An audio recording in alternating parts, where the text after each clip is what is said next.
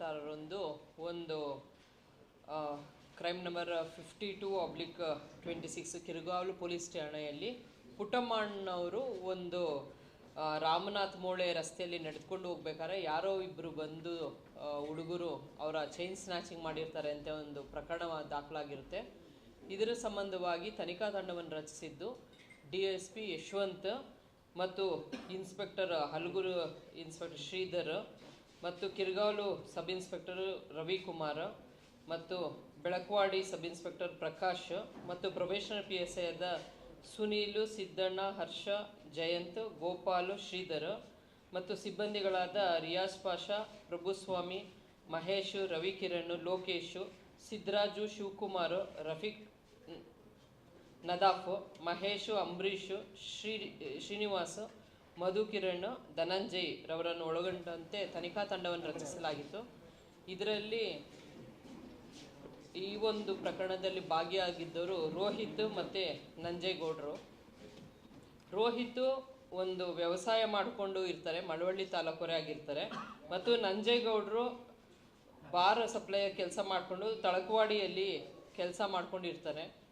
ಇವರು ಸೆಕ್ಯೂರ್ ಮಾಡಿ ಇವ್ರನ್ನ ವಿಚಾರಣೆ ಮಾಡಿದಾಗ ತಿಳಿದು ಬರ್ತದೆ, ಗುರುಪ್ರಸಾದ್ ಅಂತ ಹೇಳ್ಬಿಟ್ಟು 2025ನೇ ಇಸವಿಯವರೆಗೂ ಇವರು ಒಂದು ಅಫೆನ್ಸಲ್ಲಿ ಇದೇ ಥರ ಒಂದು ಚೈನ್ ಸ್ನ್ಯಾಚಿಂಗ್ ಮಾಡ್ತಾ ಇರ್ತಾರೆ ಮಾದೇಶ ಅನ್ನೋರ ಜೊತೆ ಸೇರಿಕೊಂಡು.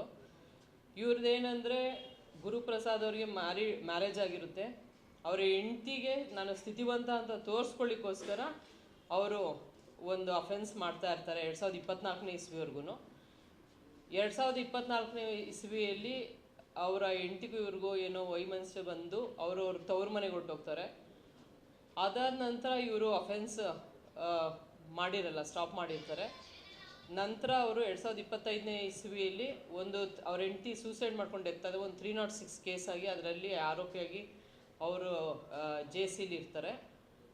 ಅಲ್ಲಿಂದ ಹೊರಗಡೆ ಬಂದ ಮೇಲೆ ಇವರು ಟೀಮ್ ಕಟ್ಕೊಂಡು ಮಾಡ್ತಾ ಇರ್ತಾರೆ. ಅಂದರೆ ಏನಂದರೆ ರೋಹಿತ್ ಮತ್ತು ನಂಜೇಗೌಡ ಇವರು ಕಳ್ಳತನ ಮಾಡಿಕೊಂಡು ತೊಗೊಂಡು ಬಂದು ಕೊಡೋದು, ಇವರು ಅದನ್ನು ಡಿಸ್ಪೋಸ್ ಮಾಡೋವಂಥದ್ದು ಮತ್ತು ಹಂಚ್ಕೊಳ್ಳೋಂಥದ್ದು ದುಡ್ಡು, ಈ ಕೆಲಸವನ್ನು ಮಾಡ್ತಿರ್ತಾರೆ. ಈ ಒಂದು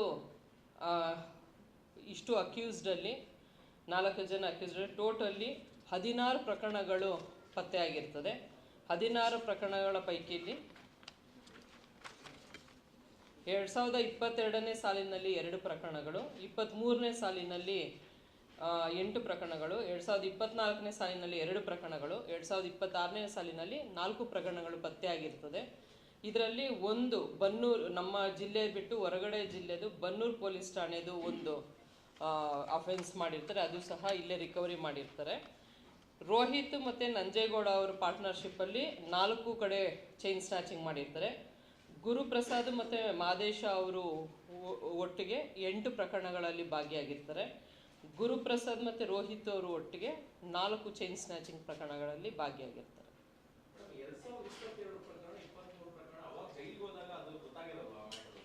ಇವರು ಜೈಲಿಗೆ ಹೋದಾಗ ಅವರು ಯಾವುದೇ ಕಳ್ಳತನ ಪ್ರಕರಣದಲ್ಲಿ ಹೋಗಿರಲ್ಲ.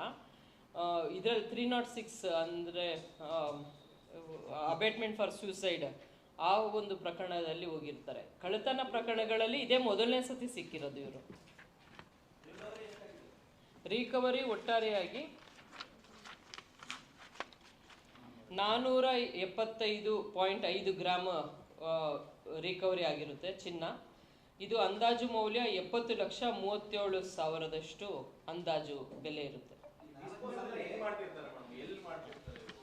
ಡಿಸ್ಪೋಸಲ್ ಇವ್ರಿಗೆ ಗುರುಪ್ರಸಾದ್ ಅವರಿಗೆ ಒಬ್ರು ಪರಿಚಯ ಇರ್ತದೆ, ಹೇಮಂತ್ ಅಂತ ಹೇಳ್ಬಿಟ್ಟು.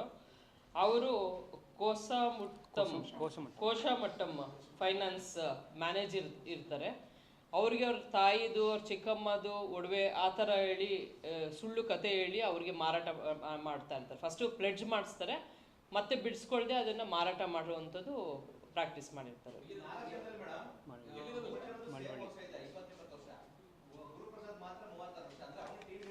ಅವರೇ ಟೀಮ್ ಲೀಡರ್, ಗುರುಪ್ರಸಾದೇ ಟೀಮ್ ಲೀಡರ್ ಇರ್ತಾರೆ. ಫಸ್ಟು ಸ್ಟಾರ್ಟಿಂಗಲ್ಲಿ ಗುರುಪ್ರಸಾದ್ ಮಾಡ್ತಿರ್ತಾರೆ. 2024ವರೆಗೂ ಗುರುಪ್ರಸಾದ್ ಮಾದೇಶ್ ಅವ್ರ ಜೊತೆಯಲ್ಲಿ ಮತ್ತು ರೋಹಿತ್ ಜೊತೆಯಲ್ಲಿ ಅವ್ರಿಗೆ ಮಾಡ್ತಾ ಇರ್ತಾರೆ. ಯಾವಾಗ ಅವ್ರದ್ದು ಫ್ಯಾಮಿಲಿ ಡಿಸ್ಪ್ಯೂಟ್ ಬರುತ್ತೆ ತದನಂತರ ಅವನ್ನ ಸ್ಟಾಪ್ ಮಾಡಿ ಬೇರೆಯವ್ರ ಕೈಲಿ ಮಾಡಿಸ್ತಾ ಇರ್ತಾನೆ. ಇವನೇ ಟೀಮ್ ಲೀಡರು ಗುರುಪ್ರಸಾದ್ ಆಗಿರ್ತಾರೆ.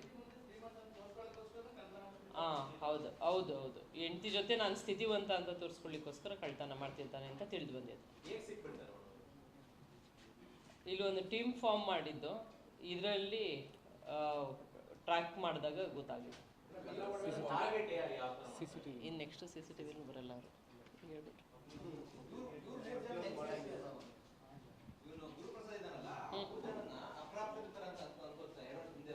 ಹೌದು ಇಲ್ಲ, ಅವರು ಇವಾಗ ದುಡ್ಡಿನ ಅವಶ್ಯಕತೆ ಯಾರಿಗೆ ಬೇಕು ಅಂತ ಹುಡುಗರನ್ನ ಆಯ್ಕೆ ಮಾಡಿ ಇವನು ಸೆಲೆಕ್ಟ್ ಮಾಡಿ ಮೈನರಿಂದ ಸ್ಟಾರ್ಟ್ ಮಾಡಿಸಿರ್ತಾರೆ. ಇವಾಗ ಅವರೆಲ್ಲ ಮೇಜರ್ ಇರ್ತಾರೆ. ಒಂದೇ ಊರವರು ಅವರೆಲ್ಲ. ಫಸ್ಟು ಗುರುಪ್ರಸಾದ್ ಐಡೆಂಟಿಫೈ ಮಾಡಿ ಪ್ಲಾನ್ ಮಾಡಿ ನಂತರ ಅದನ್ನು ಎಕ್ಸಿಕ್ಯೂಷನ್ಗೆ ರೋಹಿತ್ ಮತ್ತು ನಂಜೇಗೌಡ ಅವ್ರಿಗೆ ತಿಳಿಸಿ ಅದನ್ನು ಎಕ್ಸಿಕ್ಯೂಟ್ ಮಾಡಿಸ್ತಾರೆ. ಆ ಥರ ಇಲ್ಲ, ಬೇರೆ ಬೇರೆ ಕಡೆ ಅಡ ಇಟ್ಟಿರೋದು. ಇಲ್ಲ ಇಲ್ಲ, ಮಳವಳ್ಳಿ, ಮೈಸೂರು. ಇಲ್ಲ, ಇಷ್ಟೇ ಜನ. ಇದು ಮೊದಲನೇ ಸತಿ ಸಿಗಾಕೊಂಡಿರೋದು. ಅಂದರೆ ಮುಂಚೆಯಿಂದ ಮಾಡಿದ್ದಾರೆ ಕಳ್ಳತನ ಪ್ರಕರಣಗಳು, ಇದು ಮೊದಲನೇ ಸತಿ ಸಿಗಾಕೊಂಡಿರೋದು. Chain snatching complete. ಇವರು ಚೈನ್ ಸ್ನ್ಯಾಚಿಂಗ್ ಇಲ್ಲ, ಅವರು ನಡ್ಕೊಂಡು ಹೋಗ್ಬೇಕಾದ್ರೆ ಮತ್ತೆ ಗದ್ದೆಗಳಲ್ಲಿ ಒಂಟಿ ಮಹಿಳೆ ಕೆಲಸ ಮಾಡ್ಬೇಕಾದ್ರೆ ಆ ಥರ ಒಂದು ಚೈನ್ ಸ್ನ್ಯಾಚಿಂಗ್ ಮಾಡಿದ್ದಾರೆ. ರಿಕವರಿ ಆಗಿದೆ ಪೂರ್ತಿ.